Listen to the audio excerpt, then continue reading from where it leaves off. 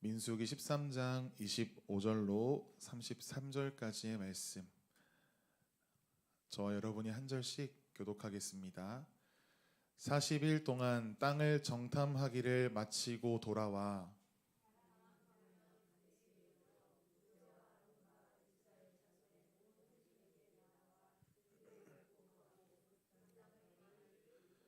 모세에게 말하여 이르되 당신이 우리를 보낸 땅에 간즉 과연 그 땅에 젖과 꿀이 흐르는데 이것은 그 땅의 과일이니이다.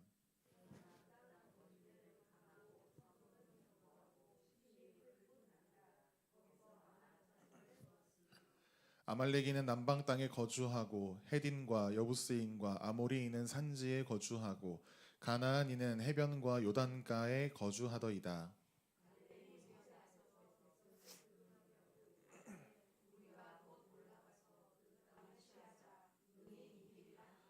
그와 함께 올라갔던 사람들은 이르되 우리는 능히 올라가서 그 백성을 치지 못하리라. 그들은 우리보다 강하니라 하고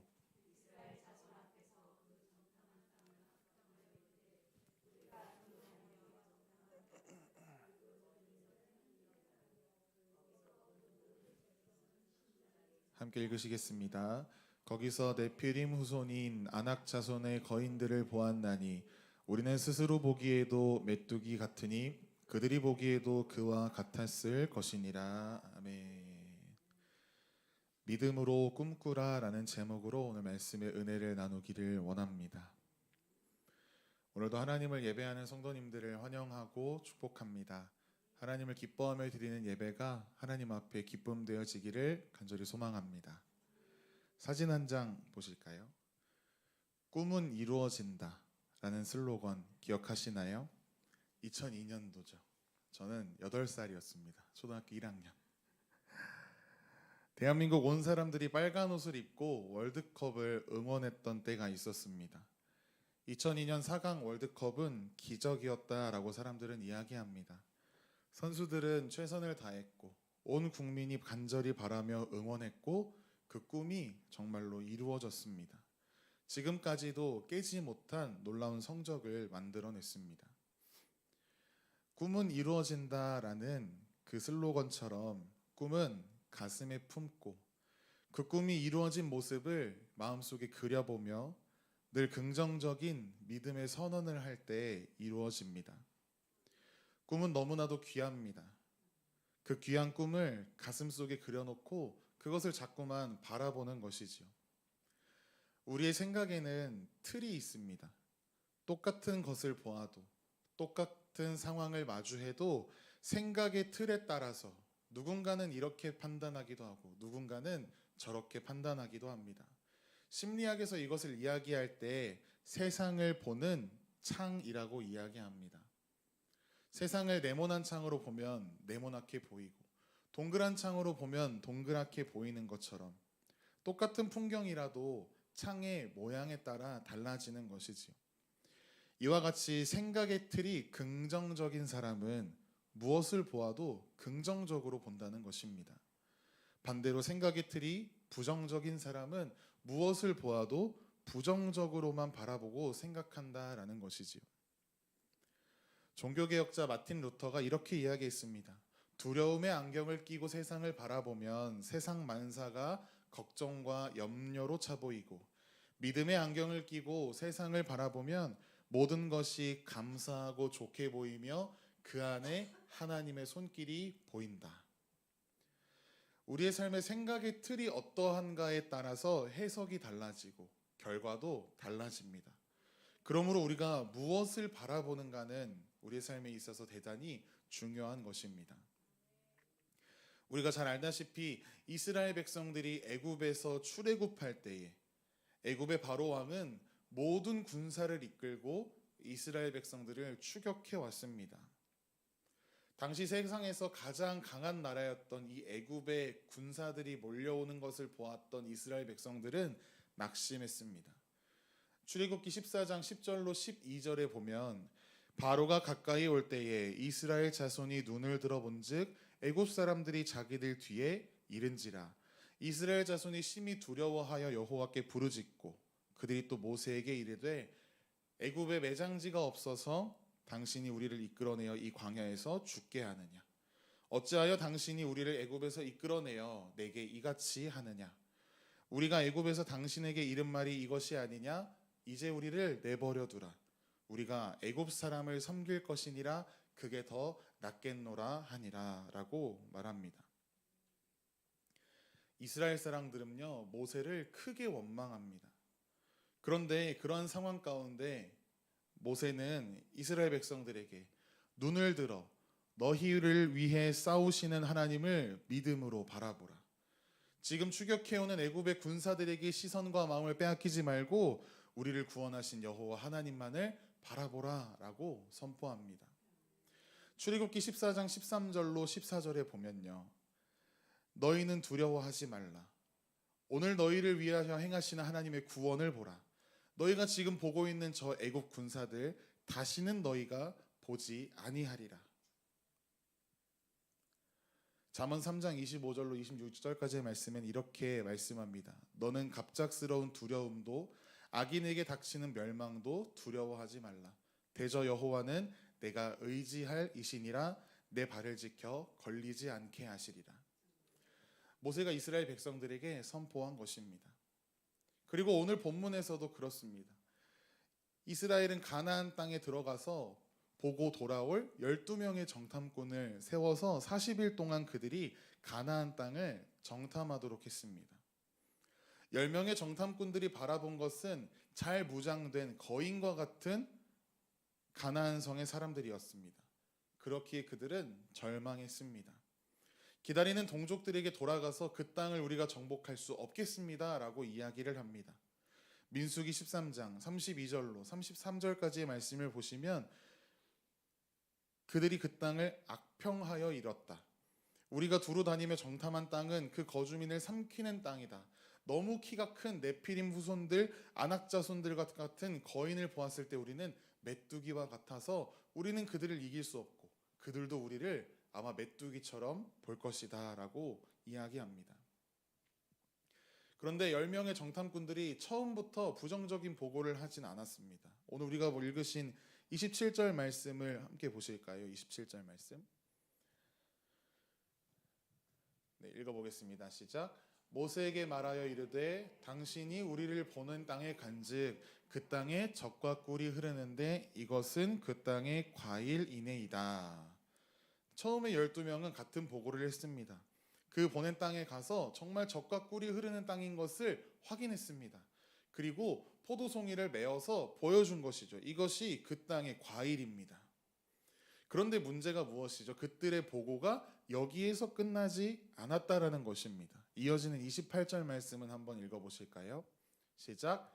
그러나 그 땅 거주민은 강하고 성읍은 견고하고 심이 클 뿐 아니라 거기서 아낙 자손을 보았으며. 그러나라는 말로 시작해서 보고를 시작해요. 그러나라는 말이 나왔다는 것은 앞에 것이 중요한 것이 아니라 그 뒤에 나오는 게 중요한 거예요. 젖과 꿀이 흐르는데 그게 무슨 소용입니까? 그 땅의 백성들이 너무나 거인 같아서 우리를 메뚜기처럼 짓밟을 것입니다 라는 이야기를 이 10명의 정탐꾼들이 보고했다라는 것입니다. 우리도 그럴 때가 많지 않나요? 성경이 말하고 있는 말씀은 사실이지만 그러나 그것이 나에게 이루어질까? 우리의 삶에 닥친 문제는 안악자손과 같이 커 보이고 우리는 메뚜기처럼 작아 보이는데 과연 그 말씀이 정말로 우리의 삶에 이루어질까라고 하는 물음이 들 때가 삶 속에 많이 있습니다. 그런데 야고보서 1장 6절과 7절 말씀에 뭐라고 이야기하냐면요. 제가 읽어드릴게요. 오직 믿음으로 구하고 조금도 의심하지 말라. 의심하는 자는 마치 바람에 밀려 요동하는 바닷물결 같으니 이런 사람은 무엇이든지 주께 얻기를 생각하지 말라. 우리가 믿음으로 나아갈 때 우리의 삶의 여정 가운데 믿음의 발걸음을 내디디며 나아갈 때 조금 더 의심하지 말라라는 것입니다. 의심하면 우리의 마음 가운데 불평이 생기기 시작합니다. 아무리 장애물이 많다라고 할지라도 아무리 우리의 인생이 험난해 보인다 할지라도 하나님께서는 말씀하시고 약속하신 것을 반드시 이루신다라는 그것을 믿으며 나아가야 하는 것입니다. 여호수아와 갈렙은요. 그래서 자신들이 바라본 아름다운 과일들과 그들의 생활과 그 비옥한 땅에 대해서 보고했습니다. 다른 10명의 정탐꾼들이 막 부정적인 보고를 하니까요. 여호수아와 갈렙은 자신의 옷을 찢으면서 회중들에게 이야기하는 것이죠. 저 땅은 심히 아름다운 땅이라. 하나님께서 우리를 기뻐하시면 우리를 그 땅으로 능히 인도하실 것이다. 그 땅을 우리에게 주실 것이다. 그 땅은 젖과 꿀이 흐르는 땅이다 라고 선포합니다. 얼마나 억울했으면, 얼마나 간절했으면 자신의 옷을 찢으면서까지 이 믿음의 고백을 선포하며 나아가는 것이죠. 결국 이 두 그룹으로 나뉜 이 보고의 결과의 열매들이 어떻게 되었습니까? 부정적인 보고를 하고 부정적인 보고를 믿었던 추종자들은 하나님의 진노를 샀습니다. 그 결과 가나안 땅을 뱅글뱅글 돌다가 광야를 뱅글뱅글 돌다가 가나안 땅에 들어가지 못하고 모두 죽었습니다. 하나님께서 참다가 터지신 거죠. 내가 언제까지 너희들을 이렇게 참아야겠느냐. 너희가 원망하는 그것을 내가 들었고 내가 그와 같이 하겠다. 하나님께서 우리가 원망하고 부정하는 말들까지 다 듣고 계신다라는 것입니다. 우리가 말하는 것을 하나님께서 들으시고 우리의 생활에 그대로 이루어 주시겠다라고 하시는 말씀입니다. 요즘에 독감이 굉장히 유행하잖아요. 독감 걸리신 분들 굉장히 많고 바이러스의 전염이 참으로 위험하다라는 것을 저희는 또 몇 년 전에 코로나 통해서도 배웠어요. 깨달았습니다. 사람의 감정도요 전염이 되는데 무섭습니다. 사람은 자기도 모르게 상대방의 표정이나 행동을 모방하면서 감정을 전파하고 또 전파받는다고 해요. 이것을 감정 전염이라고 이야기한다라는 것이죠. 그런데 흥미로운 것은 역시나 긍정적인 감정보다 부정적인 감정이 더 잘 전달되더라라는 결과입니다. 이스라엘 백성들도요.